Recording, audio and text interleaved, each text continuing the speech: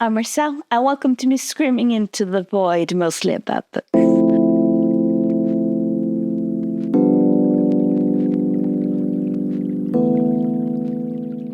I am doing Criminology's Read What You Own challenge, where I've asked my husband to pick out 100 books from our bookshelf, wrap them up in newspaper, and giving them all a number. And then I pick them one at a time out of my little used salsa jar.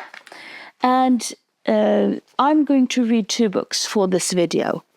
The first book that I read was The Art to Convince by Kjell Terje Ringdal. So this is a Norwegian spin doctor, in lack of a better term, who generally just talks about rhetorics, generally just talks about how can you become a good communicator. It's a very basic book, and I have such a love-hate relationship with rhetoric books.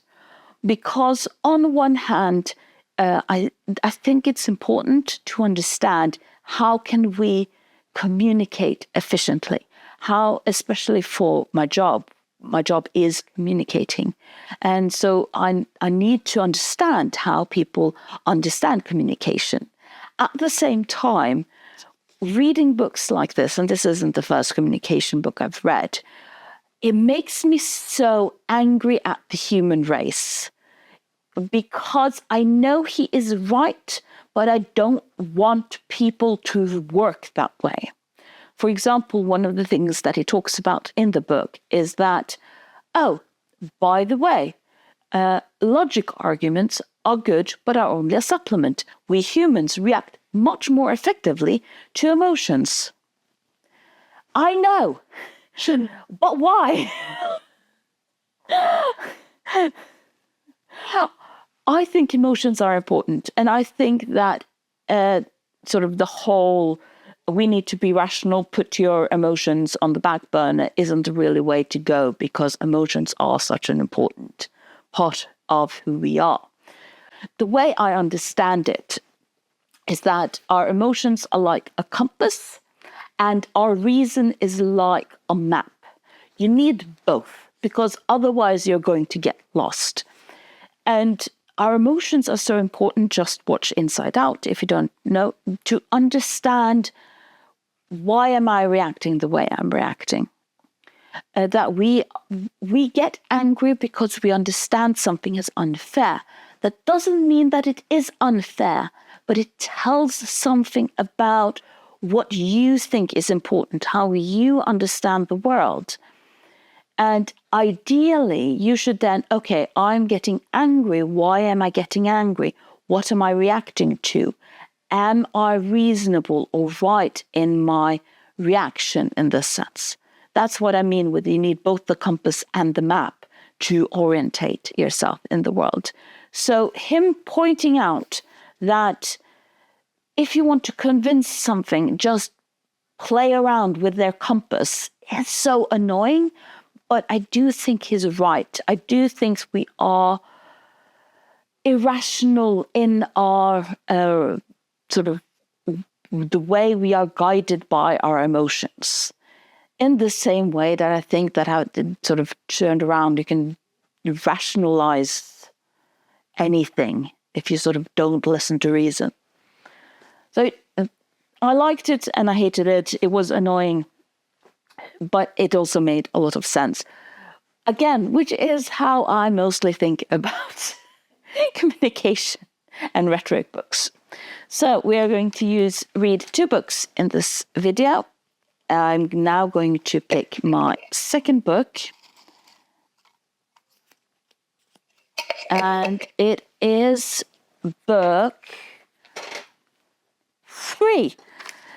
Oh, it's all the way down. Give me a moment.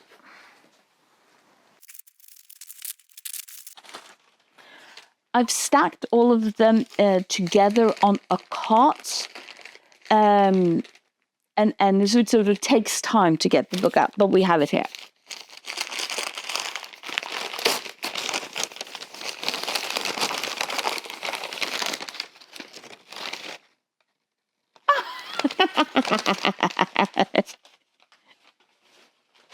It's Chuck Palahniuk, and this is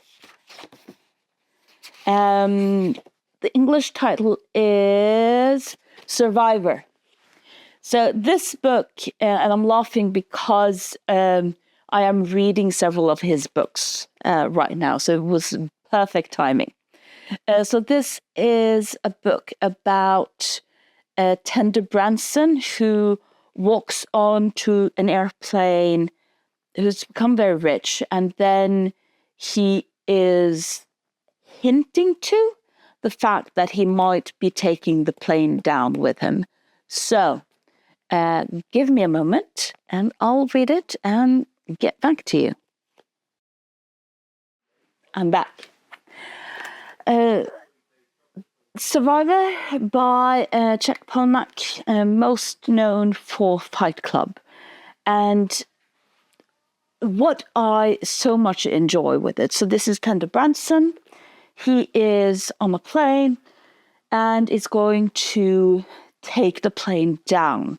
And while he does that, he tells his story, what he has gone through to become this famous, almost demigod that everyone is absolutely sort of in love with, including the fact that there is some hints to certain sort of suicide pacts also within the book.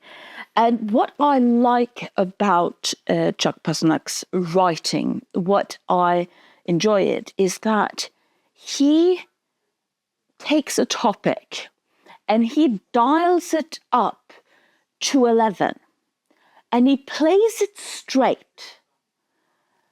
And because he dials it up to 11, while playing it straight, you then have to start thinking back in regard to how do I feel about this? So he doesn't really say that, oh, this is bad directly, but he just shows you this is sort of the consequences. This is what you are highlighting. This is what you are idealizing. And that makes you have to sort of reflect, oh, well, what do I think about that? How do I deal with that? Do I agree with that? Do I disagree with that? Is this really someone, is this Tender Branson someone worth idolizing? Now, it should say this book, it came out in 1999, if I read that correctly. Yes, 1999. So it is, in some sense, a very 90s book. You can say the same thing about Fight Club, that reading these books today, because things have changed, especially when it comes to how do we view society, the capitalistic aspect of it. I'm not saying we are less capitalistic today than we were in the 90s, not by a long shot, but the 90s was a weird period because the capitalism had much more promise, in a sense, in the regard that capitalism will help everybody instead of capitalism helps someone. And of course, this is, so a lot of the things that he talks about in this book and dials it up is both very set in this 19th understanding and yet very relevant for the discussions of today, of how things work today. But I think maybe the Ted Branson worshipping of this Übermensch character is what stuck with me the most, more than the capitalistic of it. Because, of course, we've now gone back to a time where we are the world is a scary place, can a father figure please save us, is quite common. And Tender Branson is very much playing that kind of person, a father figure that will help you through violence. So that was Survivor by Chuck Palahniuk. And it was... I really like his books. I do. I'm really getting a feel for it. He does have... I did have a discussion with myself when I started to read Philip K. Dick in regard to, is he someone who is just writing the same story or the same theme over and over again? And I came to the conclusion that no, he doesn't. He does have the same sort of oeuvre. He does talk about the same topics of, for example, paranoia. But he looks at paranoia from very different points of views. I do feel like Chuck Palahniuk doesn't really have that aspect to it. I do feel like a lot of his stories are very similar. The themes he is doing are very similar. It's capitalism and masculinity dialed up to 11. Yes. But if you disagree with me, please let me know. If there is more variation within his books, literature, or if I'm sort of interpreting his books too narrow, please let me know. But that's the 2 books that I've read for this one, and now I need to pick the book I'm going to read for my next Read What You Own challenge video. So going back to my salsa jar, picking a number,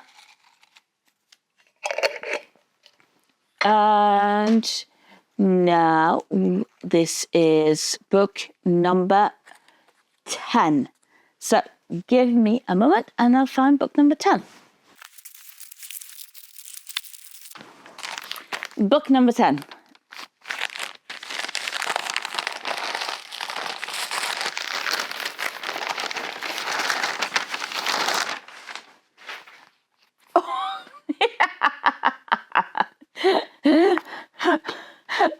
From Capitalism to Capitalism. Mark Fisher's Capitalist Realism. Is there no alternative? Well, we should just have to read and find out. Thank you for listening to me screaming into the void.